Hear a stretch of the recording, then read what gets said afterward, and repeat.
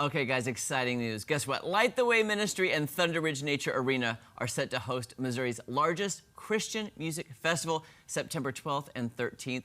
Here with more on this amazing event and how it's grown over so many years is our friend John Wilson. Good to see you. Hey, thank you guys It's been so a while. much. It has been way too long. Yeah. Way too long. But thank you guys so much for having me on. Well, of course. We've been covering this event long before even Maddie came. Yes. I mean, it's just because, you know, we've known you, we've known the event, and we know that, you know, Christian music is so popular here in the Ozarks, and it's a great way to just go have fun, listen to great music, and fellowship with other Missourians. You know, it totally is. And our mission statement has always been, since day one, when we started back in 2017 in Stockton, was to take church outside the walls. And we do that through these festivals and concerts, and it's just grown. It has grown. It's huge. Crazy. So if someone, you know, is not familiar with it, tell us what they can expect when they're going to the largest Christian music festival. Yeah, you know, honestly, outside of the music, there's so many other unique opportunities. Like we have kid zones, inflatables, food trucks, vendors of all sorts that come on together. And then we partner with all the local ministries that come and be a part to share what they're doing in the community as well too. And with the music festival, you haven't announced the lineup yet of said musicians who'll be there. When can we expect that? Yes, that is correct. So March 10th at 9 a.m. will be our full reveal of the lineup. And I will have to tell you this, it's the biggest lineup we've ever had. Wow. And you've had some good lineups before. We've had some amazing people, amazing artists, and just God's hand's been on it. But I almost want to tell you now, but I can't. Can you tell us off camera, please? Yeah. You'll see us off camera. Okay, so maybe give our viewers a taste of who's performed in the past, and how do you secure these acts? Yeah, you know, so when we first started in 2017, we had artists like We Are Messengers come, Building 429. We've had Carrie Job come. We've had Danny Goki. I mean, the list goes on and on and on. And, you know, prior to doing Christian Music Festival, I was a country music promoter. I did a Christian concert as a joke, and it just changed my whole world because I was never a Christian before. And it just changed my world. And I thought, you know, I want that same feeling that happened to me, I want to open that up for other people who may not even go to church. And what better way to do it than through music? Because I always say music has a way of entering your heart without your permission.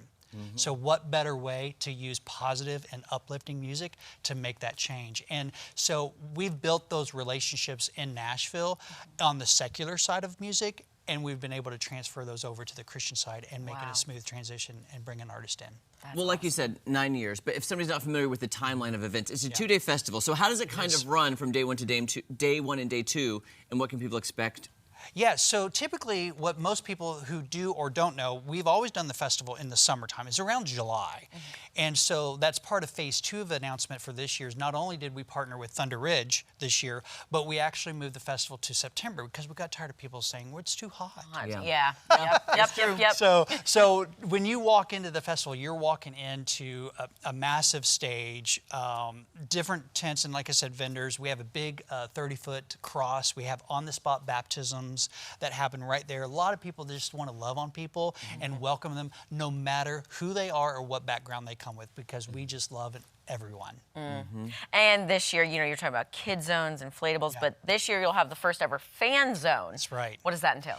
You know, we're still working out all those details with Thunder Ridge. And typically, if you've been to a show there at Thunder Ridge already, you're kind of already familiar with that fan zone. But we're going to tweak it up a little bit more and bring maybe even a little extra worship opportunities with local artists to be a part of that, and bring in more food vendors and have a little mini concert before you even go into the gates for the big concert. Oh, that's fun. That's fun. A little teaser, a Little little appetizer. That's right. That's right. Love it.